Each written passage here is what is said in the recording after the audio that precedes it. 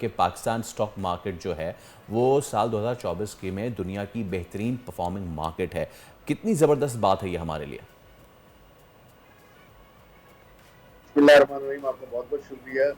دیکھیں میں یہ سمجھتا ہوں کہ دنیا کی بیسٹ پرفارمنگ مارکیٹ میں پاکستان کا شمار ہونا نہ صرف ایک اعزاز کی بات ہے بلکہ یہ ثابت کرتا ہے کہ نہ صرف پاکستانیوں کے لیے بلکہ دنیا بھر کے انویسٹرز کے لیے ایک بڑی اٹریکٹیو مارکیٹ ہے.